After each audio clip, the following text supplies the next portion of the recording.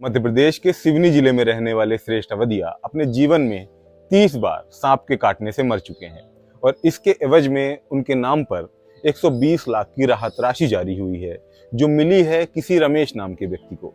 CAG की report Madhya Pradesh के सिवनी में इस तरह के कई मामलों को उजागर करती है, जहां करोड़ों रुपए का भ्रष्टाचार हुआ है और जिसमें महकमे के बड़े अधिकारी भी शामिल हैं।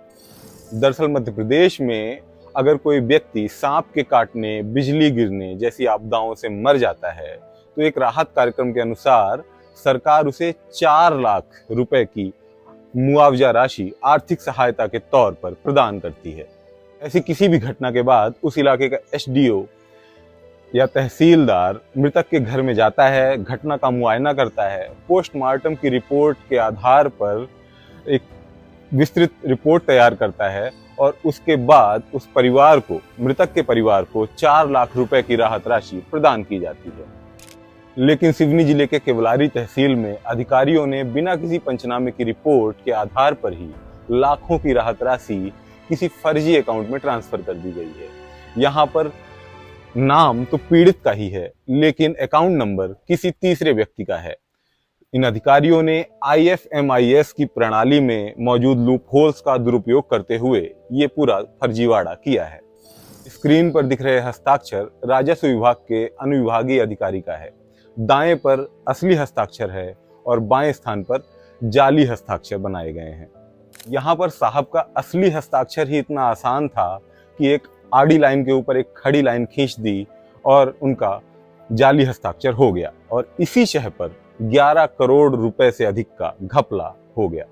इन हस्ताक्षरों को देखकर साफ पता लगता है कि ये फर्जीवाड़ा करने वालों ने स्कूल के नादान बच्चों से भी कम मेहनत की है, जो अपने रिपोर्ट कार्ड में जाली हस्ताक्षर बनाया करते थे।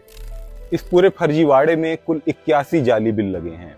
इसमें 59 अनधिकृत लोगों को 292 सैंक्शन ऑर्डर किए गए हैं और इसके बदौलत 11 करोड़ 64 लाख रुपए का घपला सिर्फ एक तहसील में ही हुआ है।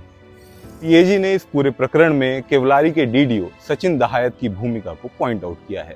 सीएजी कहते हैं कि सचिन इकलौते ऑथराइज अधिकारी थे, लेकिन उन्होंने बिना किसी पुख्ता रिपोर्ट के आधार पर ही, बिना किसी प्रमाण के आधार पर ही इतनी बड़ी राशि फर्जी अकाउंट में ट्रांसफर कर दी। जहां नियम के मुताबिक एक व्यक्ति के खाते पर सिर्फ 4 लाख की राहत राशि ट्रांसफर की जा सकती थी, वहीं श्रेष्ठ और ललित को मिलाकर के कुल 100 लाख रुपए का ट्रांजैक्शन कर दिया गया और इतनी बड़ी राशि खा पी करके हजम भी कर ली गई। गौरतलब है कि श्रेष्ठ सिवनी के इकलौते बंदे नहीं हैं जो अपने एक जीवन काल में इतनी बार मरे हों। इन 2 सालों के दौरान 15 से अधिक लोग हैं जो कई बार मर चुके हैं और उनके नाम पर मुहैया की हुई राहत राशि न जाने किन किन के खातों पर पहुंच गई है। जैसे जैसे सीएजी की रिपोर्ट के पन्ने पलटते हैं, एक बात स्पष्ट होती जाती है कि मदद राशि के नाम पर किया गया भ्रष्टाचार 1 या 2 नहीं बल्कि लमसम है। ऐसा ही एक मामला है जब सरकारी अफसरान ने कंस्ट्रक्शन वर्कर वेलफेयर फंड को भी डकार लिया। यह फंड उन मजदूरों के लिए होता है जो ऊंची ऊंची कंस्ट्रक्शन साइट्स पर बिना किसी सेफ्टी गियर के काम करते हैं। अक्सर इन कंस्ट्रक्शन साइट्स पर होने वाले हादसों में इन मजदूरों की जान भी चली जाती है।